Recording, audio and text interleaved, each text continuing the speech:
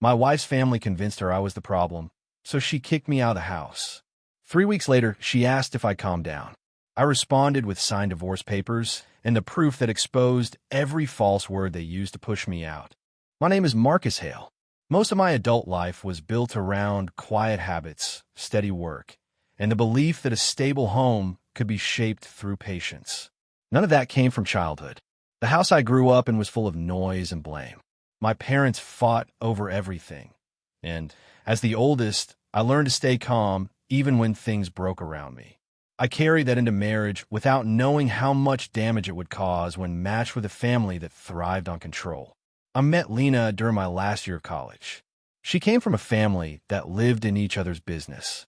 At first, it looked like closeness. They called each other every day, held weekly dinners, and weighed in on every choice. I thought it was harmless. I didn't see how much pressure she lived under until years later when the weight of their opinions shaped decisions she believed were hers. For the first few years, the marriage worked.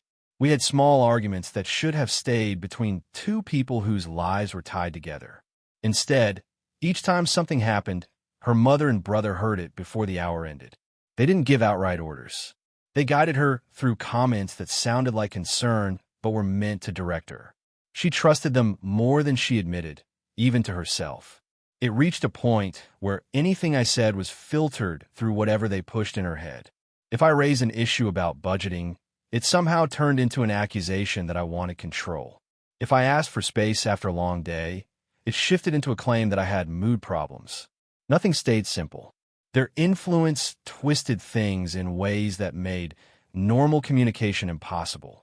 The breaking point started with an argument that should have ended in 10 minutes. I had come home late after covering for a coworker. The day had drained every bit of energy out of me. When I walked in, her brother was sitting in our living room. I didn't know he planned to visit. It wasn't the first time he used a key he wasn't supposed to keep. I told Lena we needed boundaries. I said it calmly. There was no shouting, no tension beyond what anyone would expect in a home that needed privacy. By the next morning, the story circulating through her family was unrecognizable. They claimed I came home in a rage. They claimed I threw things. They claimed I scared her brother. None of that happened. I didn't even raise my voice. But once they built that version, she treated it like truth.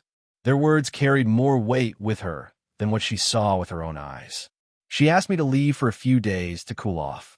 I tried to explain, but she shut down before listening. She didn't even ask for my side. That part cut deeper than the request itself. I packed a bag without arguing. I didn't want things to escalate, and I didn't want to give her family more fuel for whatever story they were planning to feed her next. 3 days turned into 5. 5 turned into 13. Every time I asked if we could sit down and talk, she repeated the same line. She said she needed more time. Her family kept messaging me with accusations that made no sense. They said things I never did and insisted she needed distance from me. After 3 weeks, she sent a short message asking if I had calmed down. That phrasing told me everything. She didn't come up with it. Someone gave her that idea and pushed her to treat me like a problem that needed correction. At that moment, something in me shifted. I had spent too long letting her family shape the tone of our marriage. I had kept proof of their interference because I learned early that they liked to rewrite events. I kept messages, screenshots, and recordings of the worst moments, not to use them against her, but to protect myself when they pushed things too far. That time had arrived. I set a meeting for the next day at a small cafe near her work. I chose the place because it was open, neutral, and quiet enough for what needed to happen. When she walked in, she looked tired, like the past weeks had drained her too. But she didn't greet me with the concern you'd expect from a spouse who wants to fix something. She looked at me the same way her family looked at me, like she had already decided who I was based on their words. I placed the envelope on the table. The divorce papers stood on top. I had already signed them. The proof sat behind them in a stack she couldn't ignore. I didn't give long speeches or emotional statements. I didn't want drama. I wanted clarity. She skimmed the first page and froze. She wasn't expecting anything more than an apology or an attempt to win her back. She had been told that I would break first. After she looked at the papers, I went through the evidence one piece at a time. The messages from her brother planning ways to turn her against me. The recordings from days when her mother admitted to exaggerating stories to push her in the right direction. Screenshots of group chats where they twisted arguments into claims of instability. Every item sat on the table between us, and she couldn't look away. The shock on her face wasn't dramatic. It was slow. She kept trying to piece together how much she had accepted without questioning. She had built her reactions on top of lies. She realized she had pushed me out based on stories her family shaped for their own reasons. Reasons that had nothing to do with our marriage. She didn't speak. Not at first. She stared at the documents as if she had walked into a version of her life she didn't know she helped create. I didn't push her talk. I didn't want excuses. I wanted her to see the truth without interruption. When she finally lifted her head, she looked like someone who had been pulled out of fog. The disbelief sat on her face, not because the evidence surprised her, but because she realized she had ignored signs that were always there. The silence carried everything she didn't know how to say. I stood up, told her the meeting was over, and walked out. I didn't linger. I didn't wait for some emotional moment. The point wasn't to hurt her. The point was to end a cycle that had gone on far too long. The day after I handed her the papers, her family tried to pull me into another manufactured crisis. They sent long messages about how I misunderstood everything and how I overreacted. None of them addressed the evidence. None of them took responsibility. They acted as if I created the problem, even though every piece of proof came directly from their own words and actions. I didn't respond. I spent that day packing the last of my things from the apartment I had been staying in. The space was small, but it gave me quiet, and quiet was the only thing I needed. I knew a confrontation was coming. They wouldn't let it go. That family lived off control, and losing grip on Lena meant losing grip on the life they built through her. By evening, Lena asked to meet again. She said she wanted to talk, but her tone told me it wasn't her idea. She sounded pushed, cornered, or coached. I agreed because I already knew what I needed to do. She chose her parents' house for the meeting. I knew the setup. They wanted the home field advantage. I didn't care. I wasn't walking in there to win an argument. I was walking in there to expose the truth where it mattered most. When I stepped inside, every one of them was waiting. Her mother stood near the kitchen doorway, like she planned to lead the entire discussion. Her brother sat on the couch, pretending to be calm, but he wasn't good at hiding tension. Her father stayed back, like he wanted distance in case things went sideways for them. Lena sat on the far end of the dining table, not saying anything, just watching the room like she was trying to understand how she ended up in the middle of all of this. They started before I took a seat. They claimed they didn't lie. They claimed I twisted things. They tried to shift blame on me by acting confused about why I would go to such lengths to frame them. The moment they used that word, I knew they were scared. People who believe they're right don't use words that strong to defend themselves. People who feel exposed do. I stayed quiet long enough to let them run out of steam. When her brother tried to steer the conversation again, I placed my phone on the table and pulled up the recordings. I didn't introduce them with speeches. I didn't explain what they were about. I hit play and let their own voices fill the room. The first recording was her mother telling Lena that she needed to control the direction of her life before I took it over. The tone wasn't concern. It was manipulation. The next recording was her brother admitting he exaggerated details about arguments because it helps her see you for who you really are. Those were his exact words. He had no way to explain them. Silence followed each clip. Not shock, not guilt. Just silence built from the sudden understanding that there was no path left to twist out of what they had done. They looked smaller with every second. Even her father, who usually stayed out of the mess, leaned back as if he wanted to separate himself from their choices. Her brother broke first. He tried to argue that I recorded him without warning, as if that changed the meaning of his words. He talked fast, hoping speed would distract from the content. It didn't. Nothing he said could compete with his own voice admitting what he did. When he realized he couldn't talk his way out, he shifted to anger. Not righteous anger, panic anger. The kind people feel when their control slips right through their hands. I didn't engage. I played the next set of screenshots, this time showing the group chat where they planned to push me out of the house. They talked about timing. They talked about strategy. They even predicted how she would react once they fed her enough stories to make her question my character. Lena stared at the screen, taking in every word. Her eyes moved slowly, almost like she was reading something she had hoped didn't exist. Her mother tried one last tactic. She said she remembered things differently, the same line she used whenever she wanted to rewrite events. But every message, every screenshot, every recording countered her attempts to trigger doubt. Lena didn't defend her. She didn't excuse anything. She just watched her family unravel under the weight of their own behavior. When I finished laying everything out, I didn't say anything. I let the room sit with what I had heard. I had no interest in getting them to admit what they did. I didn't need their confession. The proof was enough. Lena finally spoke. Her voice didn't shake. It didn't show anger or sadness. It carried the sound of someone who had spent years trusting people who didn't deserve it. She asked them if they did all of this to protect her or to control the choices she made with her own life. They didn't answer. They couldn't answer. Anything honest would expose motives they didn't want to admit. Her brother tried to speak again, but I stopped him. Not by raising my voice. Not by threatening anything. I told him plainly that every lie he told was exposed. Every attempt to shape her view of me was documented. Every argument they twisted was laid out clearly. He didn't fight back after that. He leaned back, eyes focused on the floor, like he had finally seen what he turned into. Walking out of that house didn't feel like victory. It felt like the end of something that should never have started. I met Lena's eyes for a moment on my way out. She didn't call after me. She didn't try to argue. She just watched in silence, realizing the life she thought she was protecting was built on someone else's words. That night, I didn't replay the confrontation in my head. I didn't try to predict her next move. I was done with the cycle. The morning after the confrontation, I woke up earlier than usual. Not because of stress. There was nothing left to argue about, nothing left to prove. The evidence already did what years of patient explanations never could. What stayed on my mind wasn't the meeting itself, but how quiet everything felt afterward. When people who thrive on control lose it, they either disappear or strike again. I didn't know which path her family would choose, but I was ready for either. By noon, I had my answer. Her brother sent a long message trying to rebuild the story they lost. He claimed the recordings were taken out of context. He claimed the screenshots were edited. He claimed I planned this for months. He tried to paint himself as the victim of some setup I engineered. None of it made sense, and none of it addressed the actual words he said.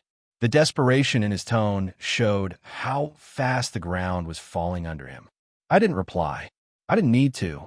Lies fall apart when truth sits still. A few hours later, Lena asked to meet again. I agreed because I knew she wasn't coming with the same tone her family used. She wanted answers for herself this time, not answers to feed back into their direction. We met at a small public park. She arrived alone. Her steps looked slower than usual, like she was carrying the weight of two different worlds, the one she lived in with me and the one shaped by her family. She didn't sit right away. She stood across from me with an expression that didn't hide anything. Confusion, regret, anger, all mixed together. She asked for clarity on things she didn't understand, and I explained how each manipulated moment started, what actually happened, and how her family twisted it. I didn't embellish anything. I didn't add emotion to it. I walked her through the facts, the same way I kept them for months. She listened without interrupting, not to defend anyone, not to challenge anything. She wanted the full picture, not the version fed to her piece by piece. When I finished, she nodded once, quietly, and said she needed to talk to her family again. That told me everything. She finally saw the split between truth and the story she had been handed. That night, she confronted them without me. I didn't need to be there. Her decision needed to come from what she discovered, not from my presence. She told me later how it went, but even without hearing every detail, I could imagine the scene clearly. Her brother tried to do what he always did, shift the focus, question her memory, make her doubt what she saw with her own eyes. But the moment he opened his mouth, she countered each claim with the evidence she already saw. Each answer she gave cut off the usual escape routes he relied on. He built his entire influence on her trust, and for the first time, she wasn't giving him any.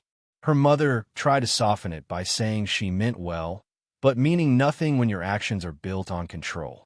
When Lena asked why she felt the need to insert herself into every part of our marriage, her mother avoided the question. She changed the subject. She tried to redirect the blame again, but nothing landed. Every attempt failed because the evidence left no room for their version. The turning point came when her brother shifted back to attacking me. It was the last card he knew how to play. He tried to go after my character again, claiming I had hidden anger issues, the same story he repeated for years. But this time, the claim held no structure. Every claim he made had already been pulled apart by the recordings and documents. When he tried to say he remembered things differently, she stopped him. She told him she wasn't listening to rewritten memories anymore. She described that moment to me with a tone that didn't hide anything.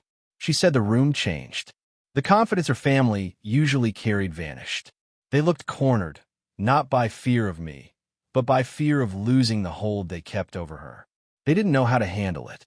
When people get used to directing someone else's life, losing that authority hits harder than they expect. Their narrative didn't just crack.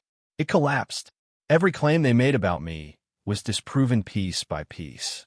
The stories they used to turn her against me dissolved under the weight of evidence they created themselves. Their entire version of events couldn't stand when their own words contradicted it. Lena saw how long they hid behind concern while acting out of control. She saw how often they pushed her to take actions that weren't hers. I didn't feel relief. I didn't feel vindication. I felt distance from the chaos they created and the person I tried to protect from it for years. Lena stood in the middle of it all, finally aware of how deep their influence ran. I could see the shock on her face when she told me about their reactions, especially when she realized they didn't deny things because they couldn't. They had spent so long shaping her view of me that they believed it would never fall apart. But once the truth surfaced, their entire foundation cracked.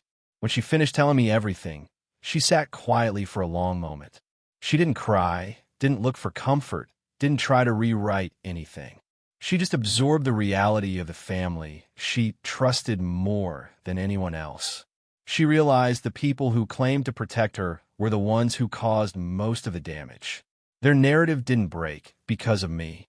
It broke because they built it out of lies. The day after everything collapsed, Lena asked to see me again. This time, she sounded different. Not defensive, not pressured. Her voice carried the tone of someone who finally understood how much damage had been done and how many choices she made without thinking for herself. I agreed to meet, not because I was hoping for some turning point, but because I wanted a clean finish to a situation that had dragged on far too long. We met in the same park where she confronted her own confusion the day before. She looked drained when she walked toward me, not from lack of sleep, but from finally seeing how many years had been shaped by her family's hands. She sat down across from me with her shoulders lowered, not in defeat, but in acceptance. It was the first time in a long time that she wasn't carrying someone else's words on her face.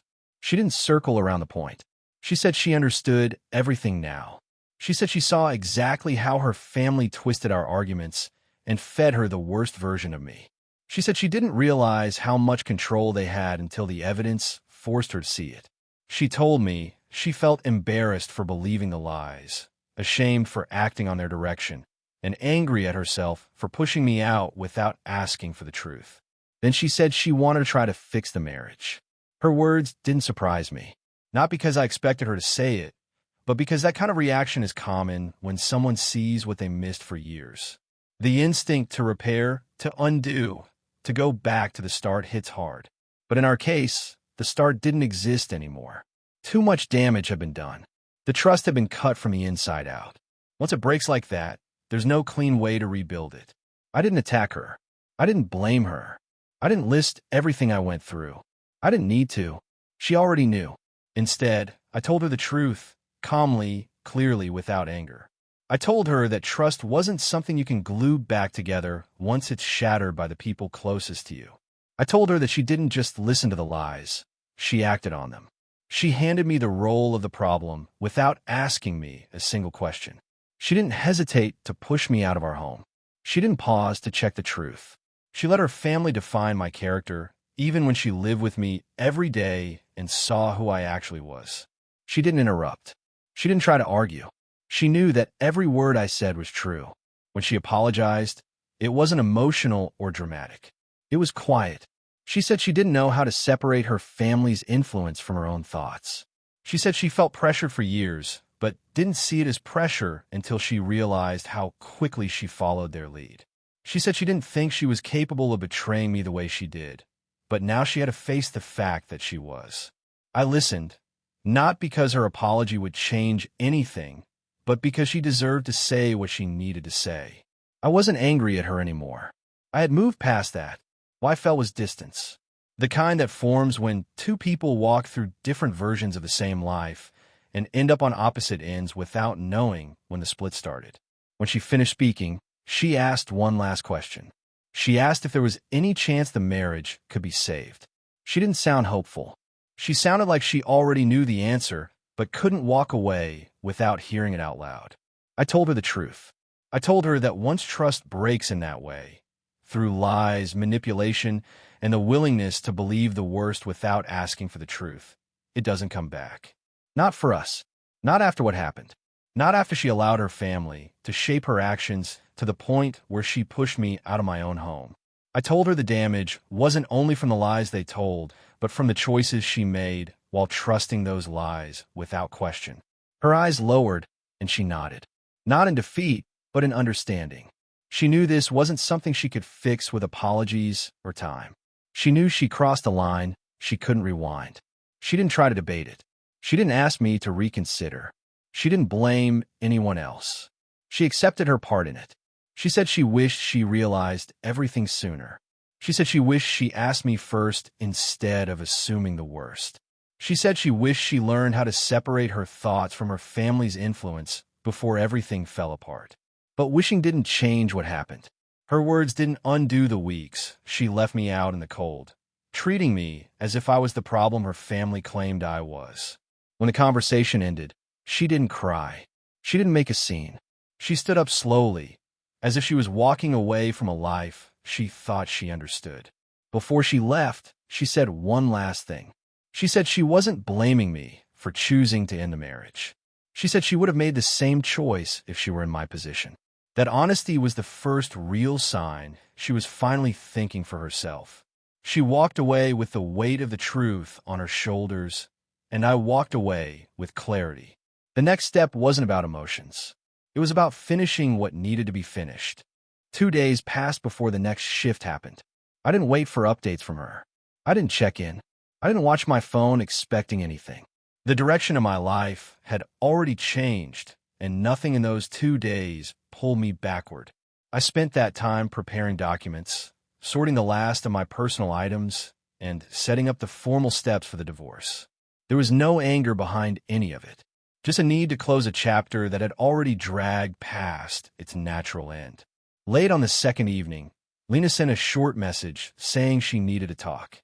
I knew this was coming, not because of hope or fear, but because people raised under heavy influence usually reach a point where they feel the need to choose where they stand. I met her outside a quiet cafe.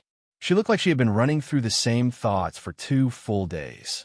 She didn't look broken, just worn down by clarity. She told me her family had been pushing her nonstop since the confrontation. They didn't apologize.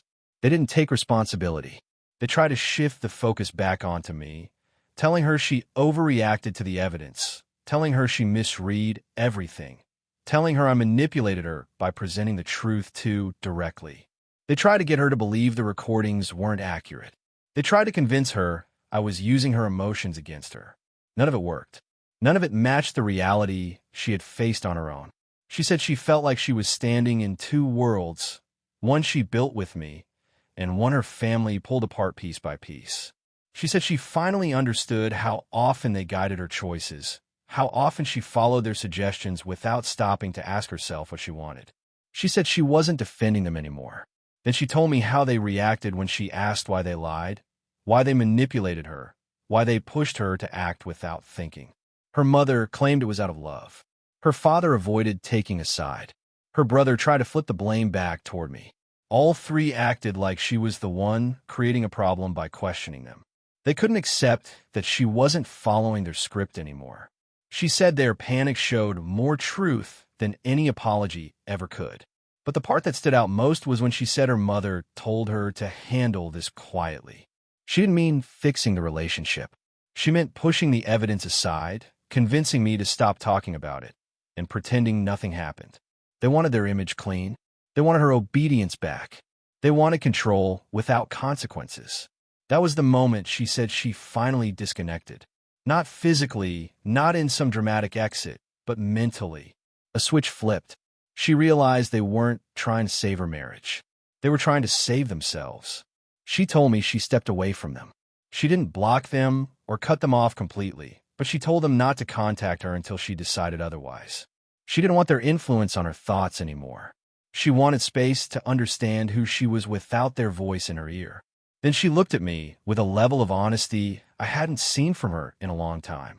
She said she knew the marriage was over. She didn't try to ask me to reconsider again. She didn't try to rebuild something she knew was already gone. She said she understood that trust doesn't come back when it's broken through the exact people who were supposed to support both of us. She accepted that the choices she made in those 3 weeks couldn't be erased. I told her the divorce paperwork was ready. She nodded, not in shock or defeat, but in acceptance. She asked if we could keep communication simple and through documents only. She didn't say it because she wanted distance from me. She said it because she didn't want to pull emotion back into a situation that needed clarity. I agreed. It was the right way forward. We sat in silence for a moment. Not uncomfortable silence. Just a stillness that comes when two people understand the end of something without bitterness. She said she hoped I found stability away from her family's influence. She said she hoped she could learn how to live without theirs. She didn't ask for friendship. She didn't ask to stay close. She didn't push for anything. She let the ending be what it needed to be. When she stood up to leave, she paused and said she never realized how easy it was for her family to steer her decisions until she saw what it cost. She said she wasn't asking for forgiveness. She said forgiveness didn't change consequences. She only hoped that the rest of my life wouldn't be shaped by the damage they caused. It was the most self-aware thing she had said throughout the entire process. After she left, I walked home with a clear mind. No second-guessing. No hositashchen. No angerpulin me vakworth. The divorce wasn't just the end of a marriage. It was the end of a long, quiet stretch of being blamed for things I never did, dismissed for concerns I had every right to voice, and pushed aside by people who never wanted to share space with me unless they could reshape it. Over the next week, I finalized the documents. She signed everything without delay. She didn't fight over assets. She didn't push for leverage. She didn't try to create complications. She kept her word. She kept it clean. She kept communication only through written channels. Her family tried to interfere twice, but she shut them out both times. She didn't want their fingerprints on the end of something they destroyed. That week became the first stretch of real peace I had felt in a long time. The decision was final. The paperwork was clean. The conflict was closed. What came next was the last step in putting everything behind me. When I got home that night, I sat in my car for a few minutes with the engine off. I didn't want to walk inside with all that noise still in my head. Well, my mom said, well, my uncle admitted the way the whole situation flipped from anger to some kind of uneasy understanding. I didn't feel settled about any of it, but it felt like the first time I actually saw everyone without the old stories and excuses. I went inside, and my sister was on the couch. She asked if it went bad. I told her the truth. It didn't go good, but it didn't go bad either. It just was what it needed to be. She nodded like she already expected that. Later that night, my uncle texted me. He said he meant everything he said, even if it took him too long to say it. He told me he wasn't trying to come back into my life in some dramatic way. He just didn't want to pretend I didn't exist anymore. I appreciated that. I don't need big speeches or people trying to start over. I just need honesty. The next week, things felt quieter. I wasn't angry. I wasn't confused. I was just trying to get used to knowing the truth instead of guessing at it. My mom apologized again a few days later. Not a long apology, just a simple one. She said she never wanted me to feel like I was in the middle of something that wasn't my fault. I didn't give her a long answer. I just told her I heard her. I think that's all I really needed. I didn't suddenly feel closer to my uncle or magically fixed about my childhood, but something shifted. It felt like a door that had been stuck for years, finally opened enough for light to get through. Not wide open, but open enough. And maybe that's the most realistic ending this kind of story gets. Not a reunion, not a dramatic collapse, just a slow acceptance that people are flawed and life keeps moving with or without the explanations you never got. For the first time in a long time, I felt like I wasn't carrying someone else's mistakes on my back. Just my own life, my own path, and whatever I choose to do with it from here. That was enough. If you enjoyed this video, please hit that subscribe button. It really helps the channel and lets us bring you more and better stories.